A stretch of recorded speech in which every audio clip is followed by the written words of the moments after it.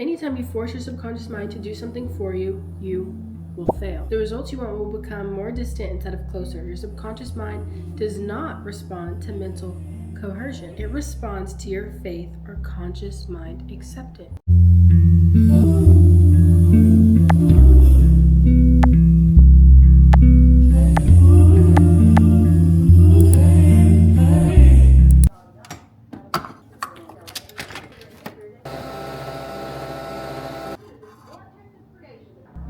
Most people will never manifest what they want, and it's not because they aren't trying, but it's because they're stuck in an invisible loop that they don't even know that they created. They script and talk about their failures or obstacles that may be in the way before they actually exist, and they repeat cycles, and not because the universe is against them, but because they're stuck in the exact same frequency. But today we're breaking the spell, and I'm going to expose the hidden reasons why you'll never manifest, and more importantly, how to escape this invisible loop that's been controlling your reality. As a manifestation coach with a background in psychology, I help women seduce their reality in their favor and make their success inevitable. Most people focus on the law of attraction and they completely ignore the law of vibration, and this is why we'll never be able to manifest. Every single thing in this universe, in this world, is frequency. Your thoughts, your emotions, your belief system, all of those are emitting a vibration that's literally shaping the world around you. This is why two people can do the exact same actions, have the exact same resume, one succeeds and one fails.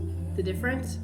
Their energetic state. So here's a hidden trap. If you're trying to manifest love, success, abundance, luxury from a state of lack, you're not attracting abundance, you're attracting more lack. You're just confirming your exact same reality where you're stuck, where you're struggling, where you're broke. But like I always say, there's a science to this. The Heart Math Institute found that the electromagnetic field of the heart is 5,000 times larger and stronger than the brain. This means that your emotional state carries more power than just your thoughts alone. A lot of people think, oh, I've been thinking positive thoughts, I've been thinking that I'm happy, I've been thinking opportunities are flowing, but they're still in the energetic state of lack because they have not changed their identity. They have not changed their perception of how they relate to the world and how the world responds. There's a thing in the manifestation community where we say that you're broadcasting your energy out into the universe and it's just tuning the station to you that you're actually broadcasting. You can't say I want to listen to 106.1 but be tuned into 107.1. So before asking how do I manifest, you need to ask, what am I broadcasting? Does my dominant vibration match the reality that I want? Does my dominant vibration match the person I'm trying to become? How can I tell what my vibration is? Your emotional thoughts, your emotions tell you exactly where you are on your vibrational scale. I'm not talking about just blanket emotions. You can feel sad and not be low vibrational. But if you feel sad and you're having negative thoughts and you're not in a growth mindset, you can tell what you're attracting based on what your dominant beliefs are about the situation. If I applied for a job and I didn't get it, and I'm like, oh, bad things always happen to me, I never get what I want, why am I never chosen? Those are my dominant thoughts. Instead, if I was aligned to the reality I wanted, it would be, everything is always working out for me no matter what it looks like at any given point in time. I am chosen, I am highly desired, any and everyone will want to work with me. If it's not this, then it's something better. Or if you really want that thing, then you could just affirm, I got this thing. I don't know how it's going to unfold. I don't know when it's going to unfold, but I know for a fact that this is already mine. And this is where most people fail, because they don't realize the number one block that's stopping them from shifting their vibration, their identity. You've heard this before, and I'll have to say it again. You don't manifest what you want, you manifest who you are. Your subconscious mind is the absolute most powerful force in manifesting the life that you want. If you see yourself as broke, unlucky, unlovable, or not enough, your subconscious is literally going to shift reality to make that belief true for you. This is my brain. This book will save you when it comes to understanding the depths of your subconscious mind and how it's actually manifesting every single thing in your life. So why don't we just take a page out of Dr. Joseph Murphy's book, How to Get the Results You Want. Well, if you stay to the end, I'll tell you. But until then, let's talk about the science to this. The reticular activating system, which is called the RAS, is a section of the brain that literally filters your identity to match your reality. So this means if you have the identity of, I'm not a winner, I never win, things don't go my way, your reality is literally going to shift itself to where you find yourself in situations where you're not a winner, You find yourself in situations where you don't get your way, and you somehow just always seem to come up short. But it's a self-fulfilling prophecy. You are always in control. It's quite ironic, actually, because people are always like, especially when it comes to relationships, people always say, well, I knew he was doing this, I just knew it. Knowing, conviction, is literally what we talk about in manifestation. Once you have that level of conviction where nothing can actually tamper what you think or what you believe, you're just stone cold set on, this is how it is, this is my belief, this is what I think, I am correct.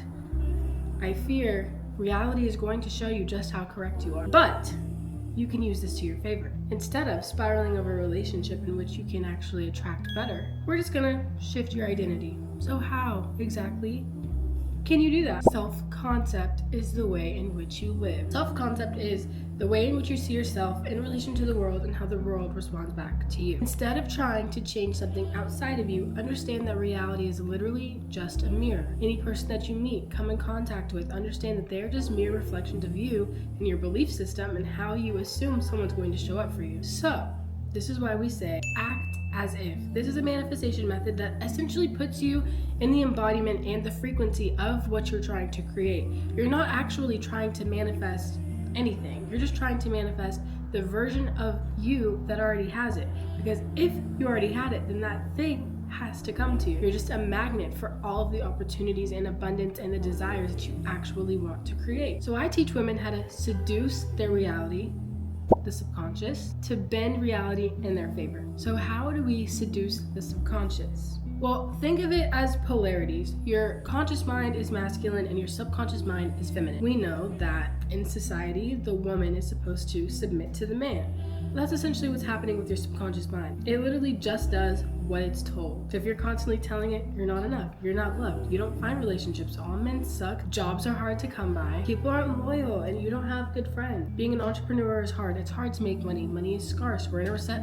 Whatever it is that you keep telling yourself, your subconscious mind is going to accept it as a fact because it doesn't argue, doesn't take jokes. It literally just accepts it as a fact, submits, and produces it as a result. Your subconscious mind responds to certainty, the knowing that we were just talking about, not effort. So if you were to walk around as if your manifestations were already true, embodying the version of you that already has it, well, reality has no choice but to comply. And if you don't believe me, let's just talk about quantum physics. So here's where things get interesting. So according to quantum physics, all possible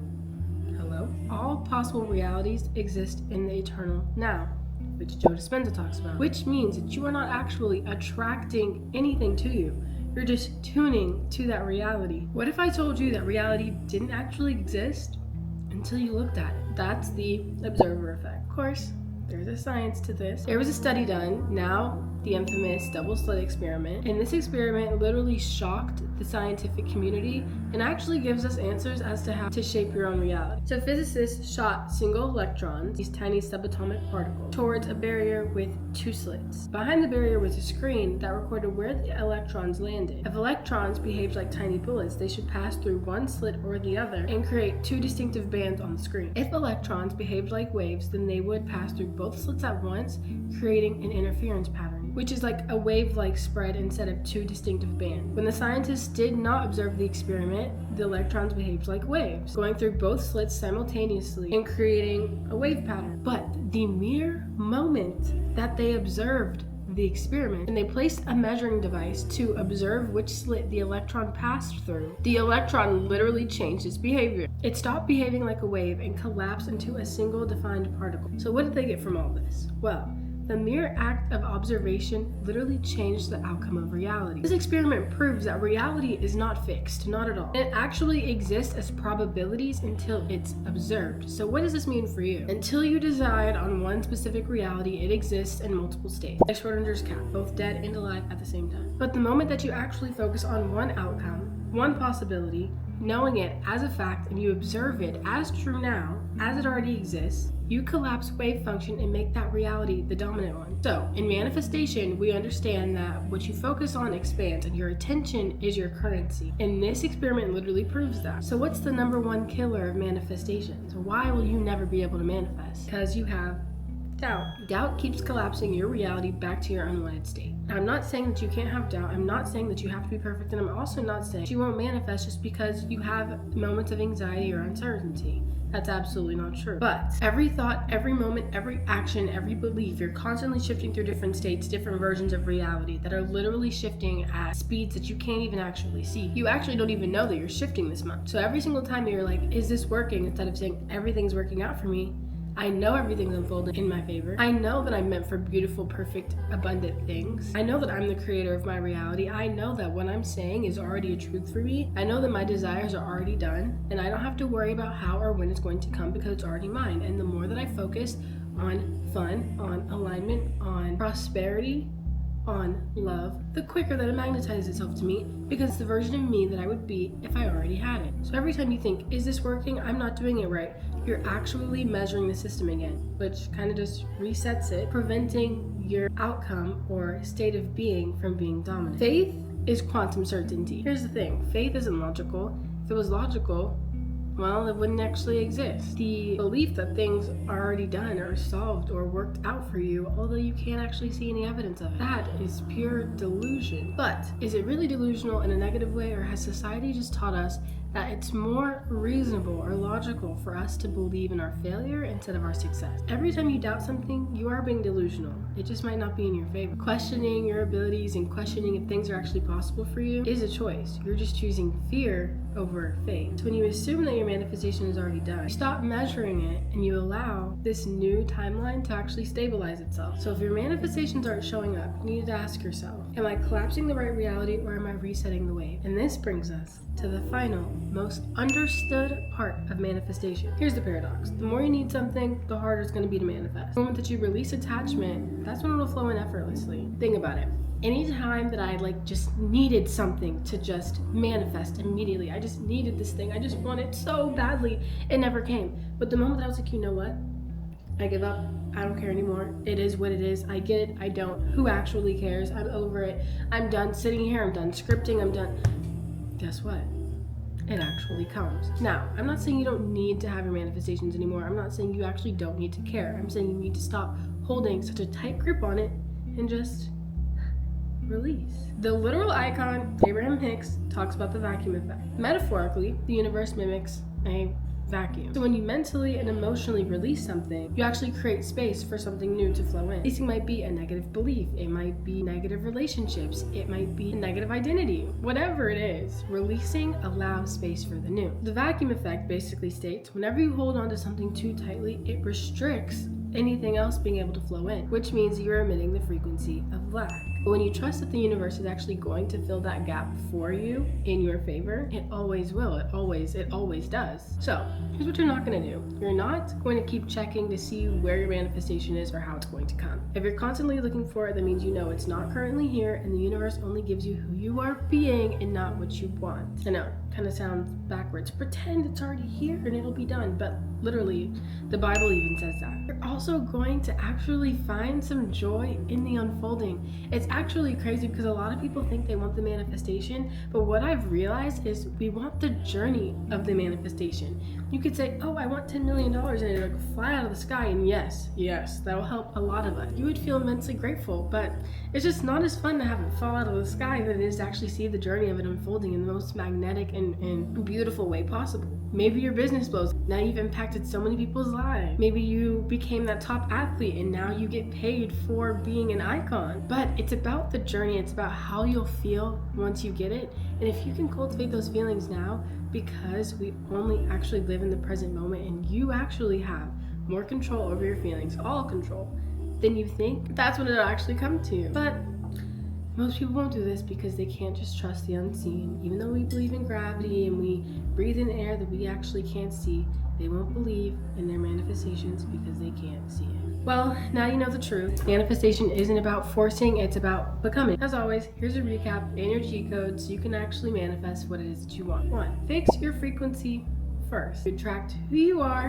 and not what you want. 2. Rewire your subconscious mind and change your identity. If it's not a part of your self-concept, then it actually will not stick. That's why your New Year's resolutions have not worked for you thus far. It's not a part of your identity. Once you make it a part of who you are, then the actions associated with that already matches your new state of being, which makes it easier for you to magnetize what you desire because that's who you are. It has no choice but to manifest. 3, collapse the timeline. Time actually doesn't exist, but that conversation for another day. In order to bridge the gap from where you are to where you want to be, you have to have conviction. Assuming it's already done, not worrying about where it's going to come from, how it's going to come, when it's going to come, and just know this is already done for me. I don't have to worry about this. Show up as a version of you who already has it, and then just like that, well, you know the rest. And 4, let go of attachment. Why is this almost said? Attachment is the root of all suffering. Trust the flow. It's done. It's coming. It's yours. Be excited. Start living life. Give gratitude. Gratitude is going to bring every single thing that you want to you. So what does Joseph Murphy tell you about how to get exactly what it is that you want? Not all prayers are answered. Everyone knows that, and skeptics see this evidence that prayer does not work. What they overlook, though, is that for prayer to work, it must be used effectively, the clear understanding of the scientific basis. Only then can we know why a particular prayer was not effective and arrive at a practical method to make it more effective. What if you find your prayers are not answered as you would like? You must understand the principal reasons for such a failure. These are lack of confidence or too much effort. Many people block answers to their prayers by failing to fully comprehend the workings of their subconscious mind. You must remember that when your subconscious mind accepts an idea, it immediately begins to execute it. It uses all of its mighty resources to that end. It mobilizes the mental and spiritual laws of your deeper mind. This law is true for good ideas, but it holds true for bad ideas as well. Consequently, if you use your subconscious mind negatively, it brings trouble, failure, and confusion. Anytime you force your subconscious mind to do something for you, you will fail. The results you want will become more distant instead of closer. Your subconscious mind does not respond to mental coercion. It responds to your faith or conscious mind acceptance. Seduce your subconscious and your world will follow. But that's all for now. We'll go in depth on that in another video. If you're ready to break the loop, drop "it's done" in the comments. And if you're really serious about manifestation, hit subscribe because we're only getting started. Oh, I forgot. If you guys are interested in joining the membership that's going to launch, I don't know exactly when it's going to launch. We're still working on it, but like I said, it's your A to Z blueprint for how to manifest your dream life. It has a whole lot of vaults: spiritual vault, mental health vault, subconscious mind vault, all the things that you need to create your reality for good. And you can join the email list, but we'll also give you daily tips and tricks to be able to magnetize your dream reality and just give you that little boost that you needed to really become your highest self. That's all for now. This is Kennedy, signing off.